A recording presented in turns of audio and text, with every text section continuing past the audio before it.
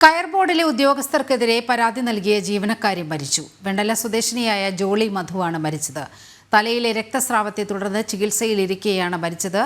വിവരങ്ങളുമായി രേഷ്മ ബാബു ചേരുന്നുണ്ട്. രേഷ്മ, ഇതിൽ ഏതെങ്കിലും വിധത്തിലുള്ളൊരു ദുരൂഹതയുണ്ടോ?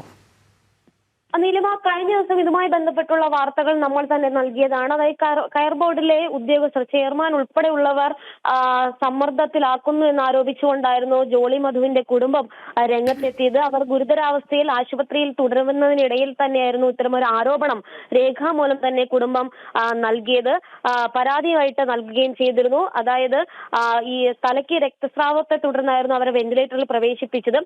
ഇന്ന് രാവിലെ 10:52 കൂടി അവർ മരിക്കുകയും ചെയ്തു. വലിയ രീതിയിലുള്ള മാനസികമായിട്ടുള്ള തൊഴിൽ സമ്മർദ്ദം ഇവിടുത്തെ ഉദ്യോഗസ്ഥർ ഈ പറയുന്ന ജോളി മധുവിന് നൽകിയെന്നും അതാണ് ആ ഒരു ഗുരുതരാവസ്ഥയിലേക്ക് അവരെ കൊണ്ട് ചെന്നെത്തിച്ചതെന്നുമാണ് കുടുംബത്തിന്റെ പരാതി. കഴിഞ്ഞ 31 വർഷമായിട്ട് കൊച്ചി ഓഫീസിൽ, ഈ കയർ ബോർഡിൽ തന്നെ അഡ്മിനിസ്ട്രേഷൻ ലെവലിൽ അതിന്റെ സെക്ഷനിൽ ഓഫീസറായിട്ട് പ്രവർത്തിച്ചു വരികയായിരുന്നു ജോളി മധു. പിന്നീട് ഇവരെ അവരോടുള്ള വ്യക്തിവിരോധത്തിന്റെ കാരണത്താൽ അവരെ സ്ഥലം മാറ്റുകയും അതോടൊപ്പം തന്നെ പ്രൊമോഷൻ നൽകാതിരിക്കുകയും ചെയ്തു എന്നുള്ള ഒരു ആരോപണം കൂടി പരാതി എന്നുള്ള രീതിയിൽ കുടുംബം ഉന്നയിച്ചിരുന്നു. എന്തായാലും കയർ ബോർഡിലെ, കൊച്ചിയിലെ കയർ ബോർഡ് ഓഫീസിലെ ചെയർമാനും അതോടൊപ്പം തന്നെ മറ്റ് ഉദ്യോഗസ്ഥർക്കെതിരെയുമാണ് ഈ കുടുംബം, ജോളി മധുവിന്റെ കുടുംബം പരാതിയുമായിട്ട് രംഗത്ത് വന്നത്.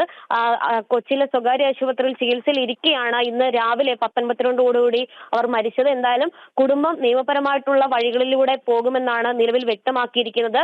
വലിയ രീതിയിലുള്ള തൊഴിൽ സമ്മർദ്ദം ജോളിക്ക് ഉദ്യോഗസ്ഥർ നൽകി എന്നുള്ളതാണ് കുടുംബത്തിന്റെ ആരോപണം. ശരി രേഷ്മ, അതീവ ദുഃഖകരമായ ഒരു വാർത്തയാണ് കൊച്ചിയിൽ നിന്നും രേഷ്മ ബാബു റിപ്പോർട്ട് ചെയ്തത്.